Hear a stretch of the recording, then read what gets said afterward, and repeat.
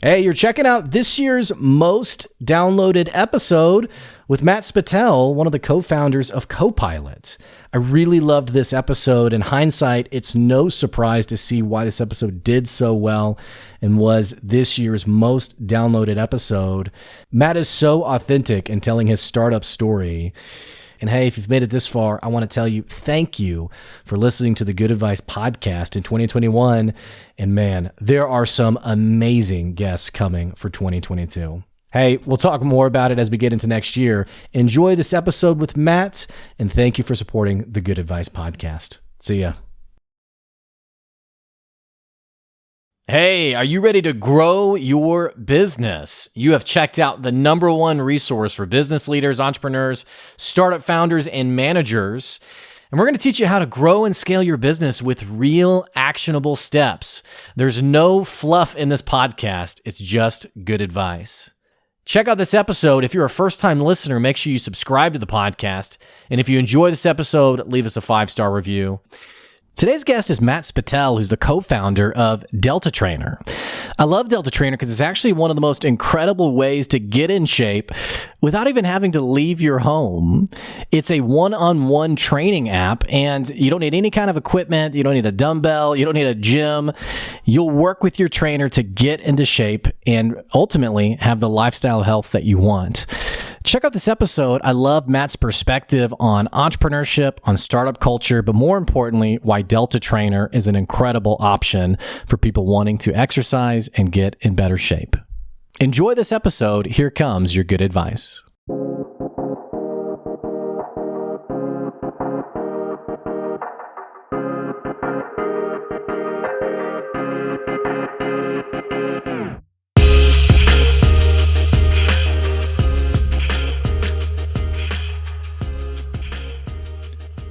Hey, thanks for checking out another episode of the Good Advice podcast. You know I love bringing you an honest perspective on the startup world. I'm sitting down with Matt Spettel. He's talking about Delta Trainer. It's an awesome app that you need to be checking out to do your one-on-one remote training. It's especially important in today's COVID life. You don't have to worry about going out to the gym. You can do all of your exercising and get fit and in shape at home. This app is super cool. This business is super cool. We're going to be talking a little bit about it today, as well as Matt and his company's startup journey. Matt, I am honored to have you on the podcast today. Thank you so much, Blake. It is awesome to be here and super excited to nerd out about fitness. Now, we got to talk a little bit about the timing of all this. And obviously COVID's been hard on everybody. It's been this horrible, awful pandemic. But at the same token, there's a little bit of a silver lining of, hey, how do I work out at home? Oh, hey, here's this app that's around. It's interesting how, I mean, obviously you didn't orchestrate the pandemic, but it's interesting how timing sometimes can play to our favor a little bit. Oh, no, for sure. I mean, a lot of my mentors, through Carnegie Mellon and everything, would always say part of entrepreneurship is being good at, business and product. And part of it is just about being at the right place at the right time. Right. And I will not deny that, COVID has been an accelerant to our business growth. But as you said, we built this business. We've been building this business for almost 3 years now. So we came up with this concept and launched it into a market before coronavirus even existed. And we were gym goers. This was a product for gym goers, and that product has evolved to suit the needs of at-home workouts. But I won't deny it. It's been an accelerant. But I do hope that when the world does open up again, that people will realize that it's not just for at-home workouts. You can take your trainer to the gym, just like, we first envisioned when we invented the thing. Well, so let's start there. Talk to me a little bit about a little bit of the startup journey, how you came up with the idea. I know you're one of the co-founders of the product. Give us a little bit of the scoop of how this thing came together. Sure. So I guess, first is some context of myself. I've been a huge nerd my whole life. First I'll admit that. And so when I was a senior in high school, I was doing some, AP chemistry project. Is this like real nerd, or because some people will be like, "Oh, I'm a nerd. I like Marvel," and you're like, "Okay, yeah." Everyone likes Marvel. Here I'll paint the full picture. So pre-fitness, pre-startup Matt would come home from school and he would open up a container of like 6 whoopie pies, crack open a soda and open up like the Korean StarCraft servers to start working up the ladder from, Diamond to Masters League. I played in Guitar Hero tournaments. I built my own video games from scratch. Right, I'd like to think I'm a real nerd. You missed your I want that title. Yeah. I mean, let's think about this. The esports world has like totally exploded. That could have been you. You missed your chance. Yeah, I don't know if I was that good at pressing colored buttons. I mean, I was pretty freaking good, but like, I don't think I was that good. Yeah. So what was the soda of choice? The soda I don't know. I got into energy drinks, which is like a dangerous place to be, right? So, your body hated you when you were younger. Still hates me. I mean, my poison of choice is definitely Monster Energy. Oh my gosh. I love it. I apologize to every fitness person out there listening to this. I'm ruining our brand, but oh no, yeah, we're gonna have to scrub this episode. We'll just bleep it out. Yep. Yeah. All right. So you were a bit of a gamer, a bit of a nerd. And I interrupted your story, so I didn't mean to do that. Go ahead, continue what you picked up on. So rewinding back to so I was this gamer nerd guy, and I guess a good place to start would be I was at this summer camp for nerds doing academic work, and this very athletic, muscular guy walks into the room, and everyone kind of stares at him and says like, "Why the hell is this guy here? Like, this is a nerd camp, right?" Turns out that guy's name was Gabe Madonna. And he would eventually become my co-founder in this business. But before that happened, we actually became very, very close friends. And this is the guy who brought me, away from my computer and brought me into the gym and basically kicked my ass and everything and sort of opened my eyes to like, I thought I was, good at things, right? Like I'm this like, high achiever guy, competitive. And then this guy just comes along, completely shows me that there's this whole world of, like self-care and fitness performance that I was totally an alien to, right? And so I really, took to it, and I went to the gym with him, and he would train me, and I fell in love with it. I fell in love with strength training in particular. Was my first sort of, big fitness obsession. And so from that point on, Gabe and I stayed super close and had this sort of intertwined fitness journey. So what did parallel? Go ahead. What did you love about the gym? What was it that? Because I'm just curious, because there's people who, every New Year's, every January, it's like, excuse me, it's like, this is the year. And, or I'm speaking for myself, I go one time and I was like, okay, that was good for this year. I'll see you next year, And so what was it was it the competitive nature of it? Was it like, what was it that was like, okay, yeah, I want to do this again? Yeah, I think definitely thinking back, it was what really got me through that initial sort of hump that most people don't get over was the fact that I was doing it with one of my best friends and that I was competing with my best friends. Because for me in particular, competition is one of the strongest motivators. And so being able to go and get my ass kicked every single day by Gabe, and then, thinking like, all right, what's the plan? How am I going to get better? How am I going to get stronger? How am I going to look better, right? And just coming back to the gym every day with those goals in mind is what, that vision to be better someday than Gabe, right? Which probably still hasn't happened, is what, drove me to the gym. And eventually, as one does, those extrinsic motivators eventually became intrinsic as I sort of, instead of, being in love with competition, I became in love with just, working out and the endorphins and feeling good and getting stronger. And like, it became internal, right? And that's when it becomes a lifelong habit instead of just a quick little thing that you try, right? Well, so you were at this camp and it was, I don't know. I keep thinking of like Heavyweights with like Tony Perkis, like, ever seen this movie with, oh man, what's his name? He's the guy from Meet the Parents. I can't think of his actor's name. But he's playing, the fit guy. I guess that was gay, but I guess your age though. So you fell in love with exercise and getting fit. And there's still this gap though between, developing this passion and then coming up with Delta Trainer. So give me the scoop on how it transitioned from there. Yeah. So, kind of in parallel to me becoming, a gym buff, was also this development in my life where I was getting very, very into entrepreneurship and sort of discovering, the classic question of like, what do you want to do with your life? Right.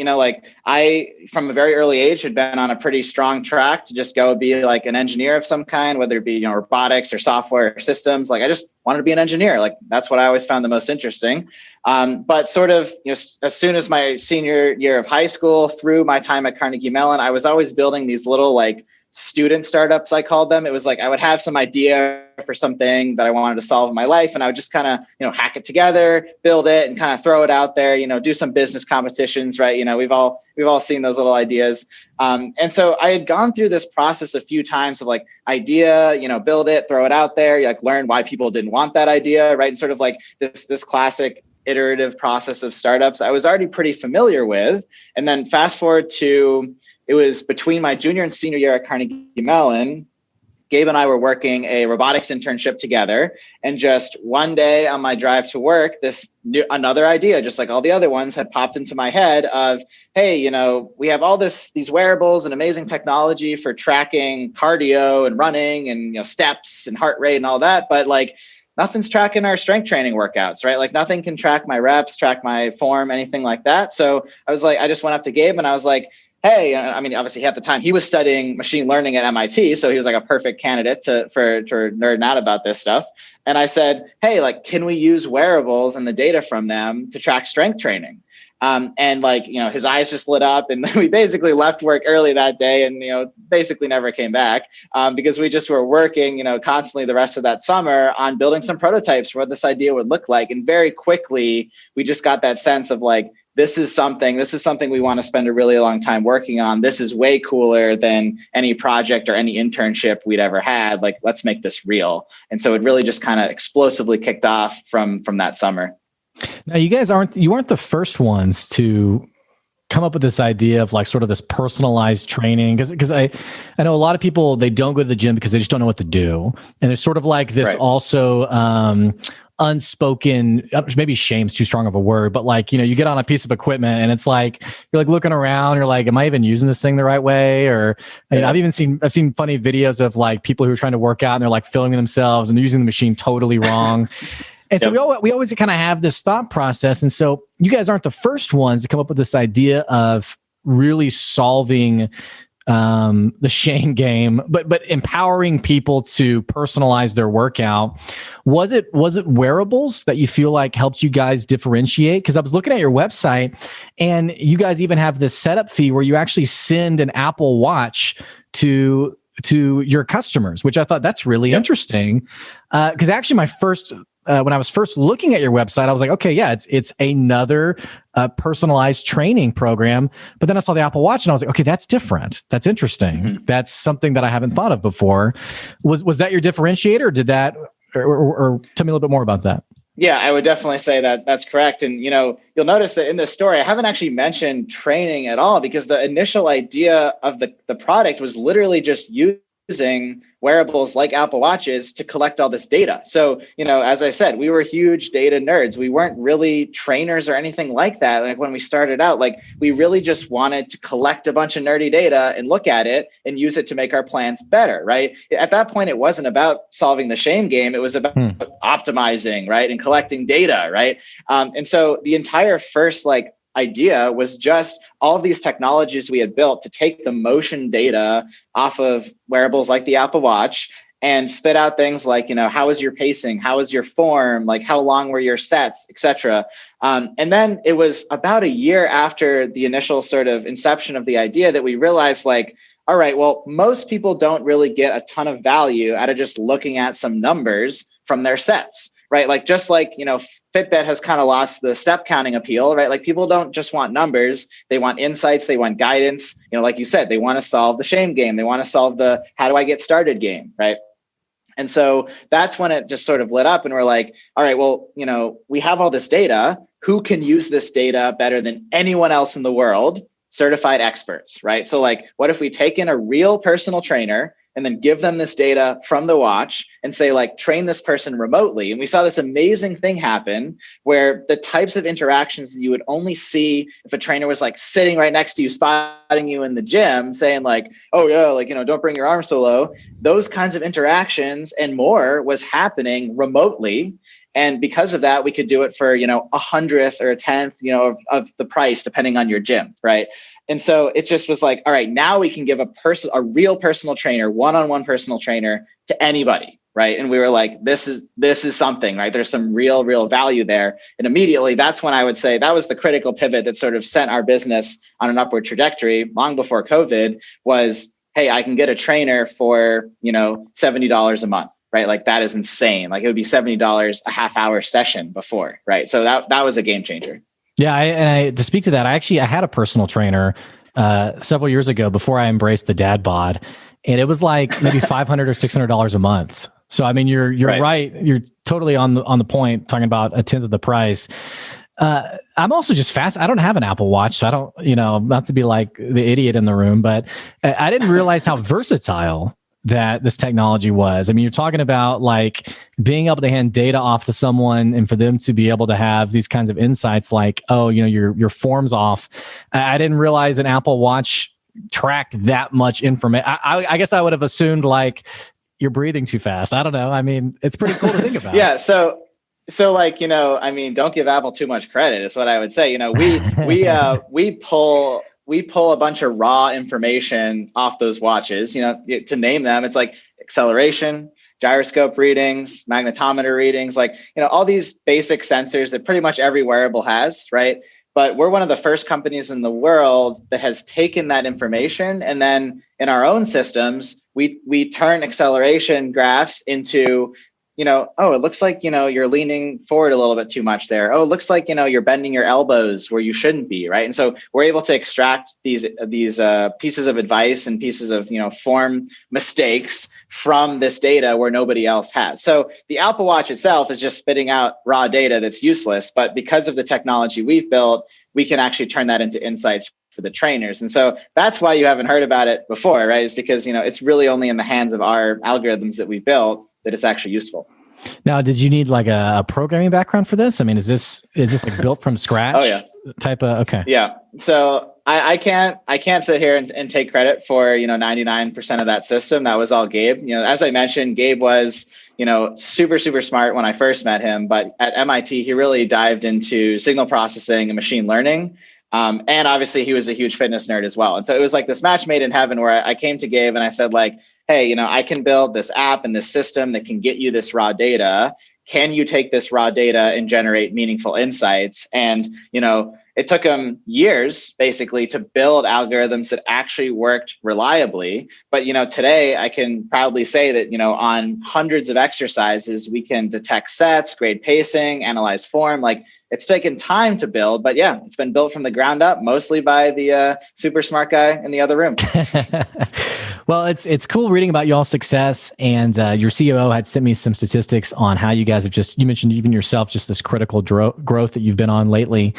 Talk to me a little bit about, so you're in the startup world. You guys are, I work in the startup world. You're one of the rare stories of a startup that is, frankly, doing business the right way. And that's not a broad brush across startups. It's just that many startups, what people often are trying to do, this is not uncommon in the entrepreneurship world, is they're trying to sell an idea that really hasn't gone anywhere yet. And so like, you've probably been to any number of events where someone says, hey, our startup's really awesome. It's the next Amazon. It's the next Facebook. Or the really cliche one, it's the next Uber. Or I had someone sit down with me and he said, hey, I have this product. I need to find $250,000 in funding. How do I find that? And I said, well, let me see the product. Well, I don't have it yet. Okay, well, how many? Right. So you don't have any customers then? No, I don't have any customers. Okay, well, who's going to, but we have sort of like this illustration in our mind of this very sexy entrepreneurial journey.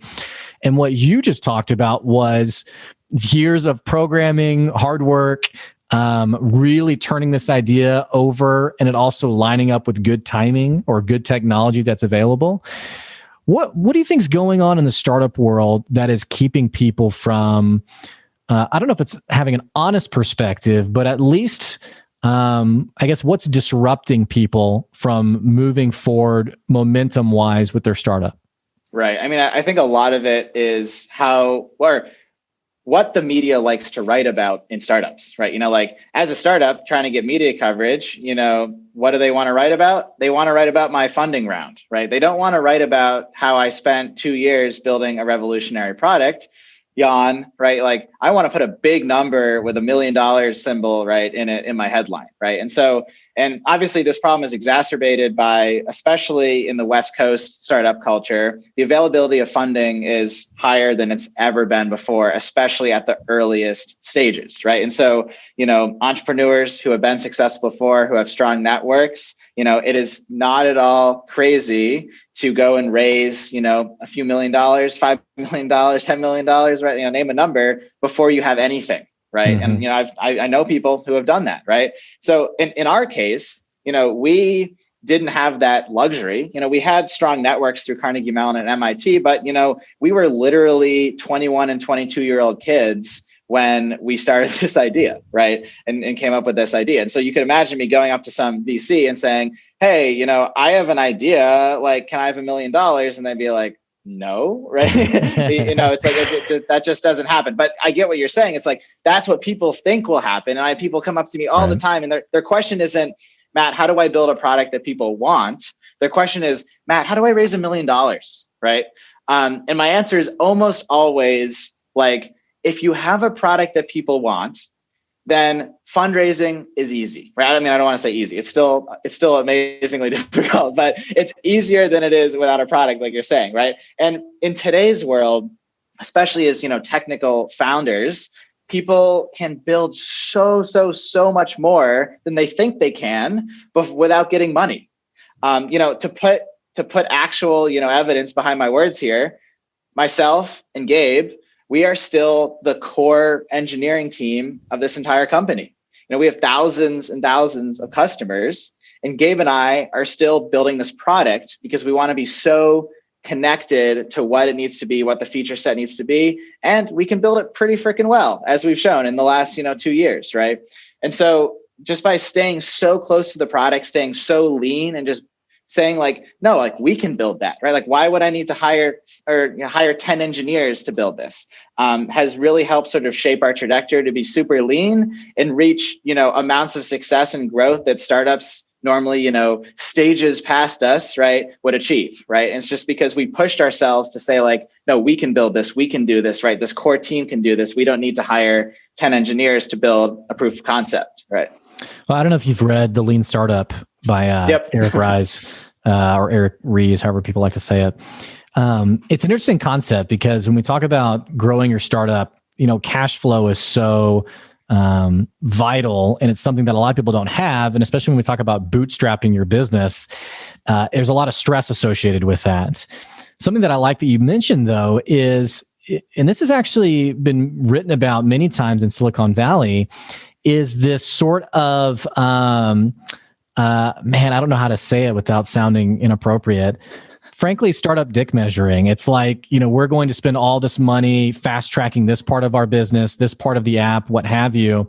And it feels like there's this sort of secret sauce. I don't know how secret it is, but businesses like yours that realize, hey, we're not out here to so much prove ourselves or make ourselves look bigger than we are. We're going to make this thing happen, and we're going to do it in a cash functional way, which I appreciate. I appreciate that about you guys. Yeah, so I'd say that's definitely pretty true in our case. It's not that we haven't raised any money. Our first money was from, dinky little business competitions that we went to, and, got 10K here and 10K here, which is, just enough to, bring me and Gabe out to, that accelerator thing we did, or, to buy enough ramen and, protein bars to get us through the next month. Right. More Monster. And more Monster for me. Right. Like, don't let Gabe hear that.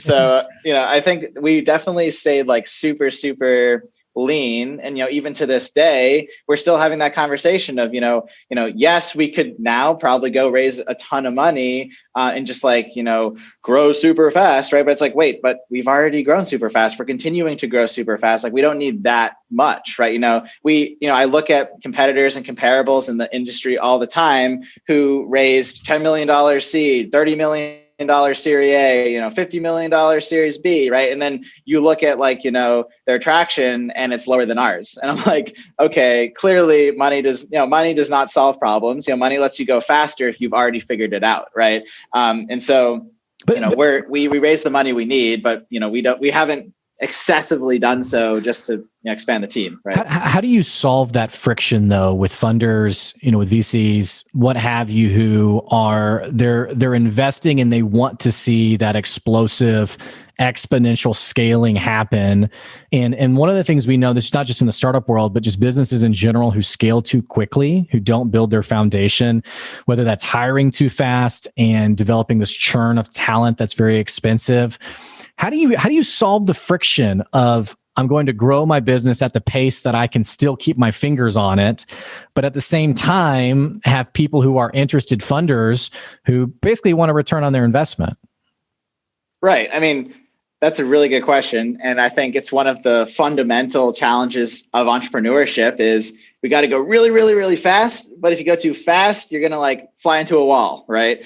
And so, I wouldn't think of it from the perspective of we've made this decision to not grow fast. Right. Our decision is we have a very, very specific plan of how we're going to grow, 20 to 50% month over month for the next year. And then, 15 to 25% for the next year after that. Right. And it's like, that's pretty freaking good growth. That's still way better than 99% of startups. Right. I'm just in a very fortunate position that, maybe I only need $1 million to do that. Right. Versus some startup might think they need 50 million to do that. Right. Because the amazing thing that happens, as we've seen with many, many startups, is if you have a product that people actually want, and it's 10 times cheaper and 10 times better than what's out there in the industry, it's pretty cheap to grow, to at least acquire users because it's an amazing product that people want, right? I don't have to throw away $50 million on marketing, when I can acquire users as cheaply as we can. Obviously where you start getting in the fixed costs is, you got to expand your engineering team, your product team, your leadership team, in our case, trainer leadership team, right? Trainer directors, trainer VP of training, all of these things, yes, we'll have to hire out.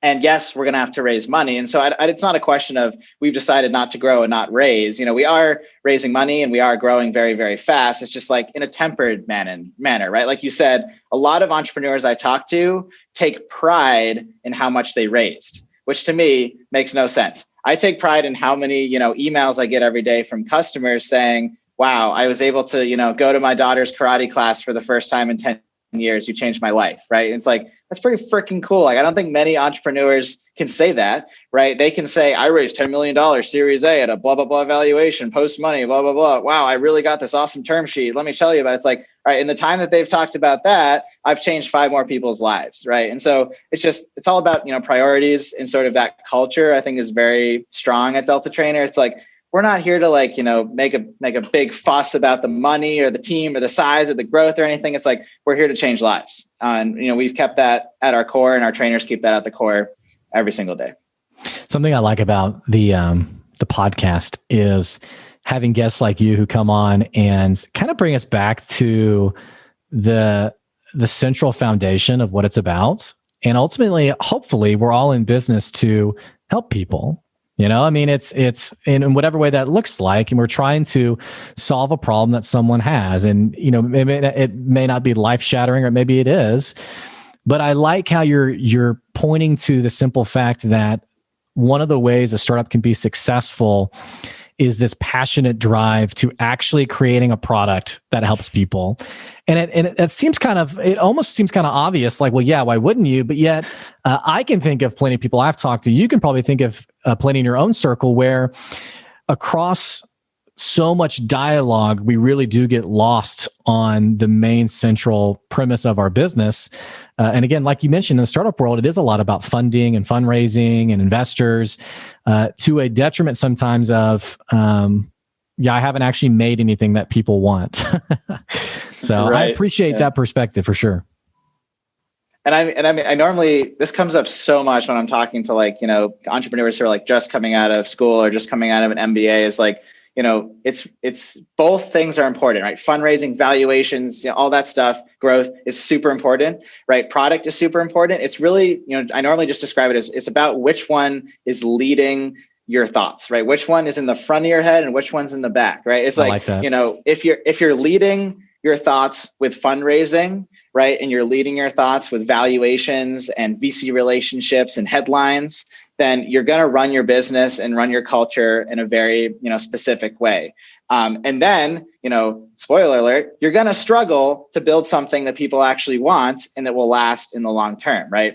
If you lead with building something that people want, like you said, that helps people in a genuine way, that delivers that 10 times value than anything else in the market, then, big surprise, all the other stuff tends to just kind of fall into place, right? It's like, wow, I got a good valuation on my company that has thousands of users who recommend my product every day, right? Like, big surprise, right? Versus, I got an awesome big valuation, right? Now I have to build a product. It's like so many people fail on the product stage. Like, it makes so much more sense to lead with building the product and then figure out how to scale it up. And that tends to fall into place a lot better. Or even worse, I talked to one startup founder who, he had blown through probably $40,000 or $50,000 of startup cash. And I was like, so what are you going to do? Because he had gotten nowhere. And he said, well, what do I care? It's not my money. And I was like, oh my gosh, what a terrible perspective. So it's interesting, the breadth of people who, not just in the startup world, but who get into business in general. Something else I want to ask you, obviously you've had sort of like these entrepreneurial curiosities. I wonder if, these ideas that you've come up with, what's the worst idea that you came up with for a business venture? I don't know. There's so many. Like, I guess one that jumps out as being a cool idea but a terrible business is, I come up with this idea of building these little pumping systems that would help chemistry labs and chemistry teachers make like dilutions and titrations faster, right? And we called this thing ChemiCube. And we thought it was going to be great because we made it was like only $400 or something like that. And we were going to sell it to all these labs and high schools and stuff. And, turns out like cool idea, it worked, did the dilutions, did the titrations, right? But at the end of the day, it's like, that was something that not a single, lab or single teacher wanted, right? And if a lab did want that, they already had the $10,000 measurement thing. And I would say like, I could probably list off 5 more ideas that I've had in that same bucket of, I had saw some like very, problem that was right in front of me that I had experienced in that case, in a chemistry lab, right? And I was like, I'm going to solve this, right? And then you build the solution and you realize that, yes, it solves it in that specific case for you in this specific time, but it really just does not apply to a general market of people. And that has been that's the fundamental problem that most startup founders hit a wall with, right? It's like they build something and then they throw it out there, and spoiler alert, almost nobody wants it when you throw that first thing out there, right? And a lot of founders just say, okay, next, right? And I did that several times, right? But then with the idea of Delta Band at the beginning is what we called it, eventually Delta Trainer, when we threw out that first idea of here's a wearable we're going to build, it's going to track your reps and blah, blah, blah, blah, blah, like nobody really wanted it, right? But instead of saying like, okay, move on to the next idea, we said, no, like there's elements here that are good and there's elements that are bad. Let's continue to iterate, right? You talked about like the lean startup methodology, like that is core, right? It's like build, measure, learn. And we would just do that over and over and over again. It sounds silly to like say it like it's in a lecture now, but looking back, that's what we did. Like we would throw something out there,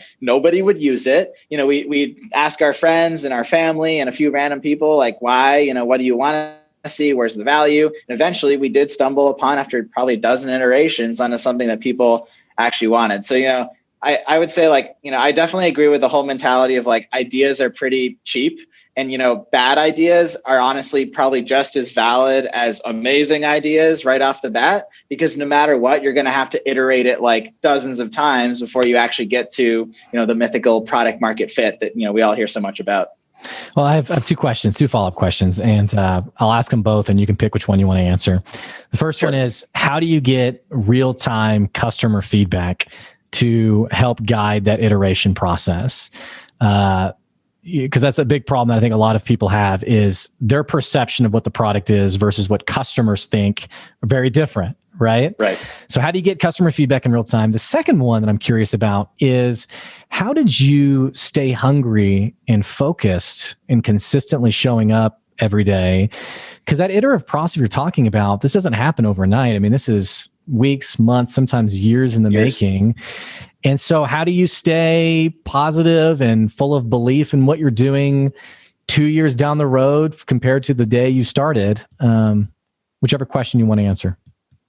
I mean, those are both. Those are both really good. I'll quickly answer the more logistical one of like how do you get feedback, and then I will talk about how do you stay motivated because that's super important as well. So, for feedback, it depends on sort of what stage you are and what your product is. Obviously, for us, at the earliest stages, it was as simple as bringing our earliest prototypes or fake prototypes. We made several fake versions of our app that we would like manually control from behind a curtain. One of my professors would always call that the Wizard of Oz demo, right? And so you would bring that in and you would show them. And if you would do the Wizard of Oz demo and someone would be like, that's cool, whatever. If you did the Wizard of Oz demo and someone said, holy crap, like this is amazing. Like, all right, where do I put in my credit card, right? Like that's like check. All right, that's the kind of feedback you want. And the only other thing I'll add for feedback is it's so easy to get biased answers from people when you're in those earliest stages of like ideation, right? Like the classic is you go up to someone, you pitch your whole idea, you're so passionate, you're so excited, and you're like, what do you think, man? Is it going to work? Right? It's like, well, it would take a total jerk to say no, like, go home, kid. Right? Of course, that person's going to say like, that idea is awesome. Like, you go do it. I'm so proud of you, like, yeah. And you're like, and then you'll go home to your co-founder and be like, this is it, man. This is it. They love it. Like, we're going to be millionaires. Right. I think almost every entrepreneur has experienced that. So what I always say is, money is the ultimate like currency of validity when it comes to business ideas, right? And so whether like you don't have to actually take someone's money, but you need to be convinced that someone is this close to handing over, $5, $10, whatever it may be for your initial product, like in that moment. Otherwise, they don't like it. Right. Mm-hmm. Because if the concept is enough to, a pre-order or here, we'll give you a 50% discount, we'll get it to you next week or whatever you need to say just to, get past the fact that it doesn't exist yet to try to see if someone would actually give you that dollar, that is the ultimate test. So I'll say like, that's how we test it. And that it changed forms over time, how we did that. But at the core, it was always like, would you pay for this? Right? Yeah. Because everything else is noise. I love that. And I think ultimately people they pay for what they actually value. And I loved your comment on bias. There's a great book called Passing the Mom Test. And it's basically, if you want to grow your startup, stop asking your mom what she thinks about your idea.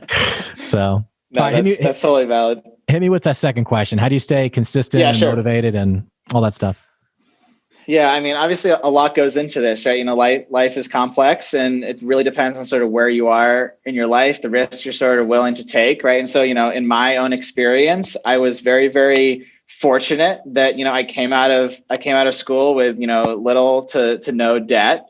And I was ready to sort of like, make the absolute minimum amount of money possible to just scrape by and sort of like, make it work. And so financially, I had time, which was valuable. And then, but, obviously just having enough money in the bank isn't enough to have you show up every day. That's just a requirement, right? To, be able to buy the ramen and pay for your rent.